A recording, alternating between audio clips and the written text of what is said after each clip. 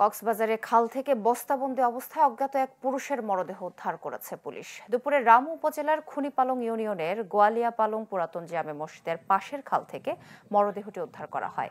স্থানীয়রা জানায়, সকালে খালের মধ্যে বস্তাবন্দি অবস্থায় কিছু একটা দেখতে পেয়ে সন্দেহ হয় তাদের। পরে তা খুলে মরদেহটি দেখতে পান তারা।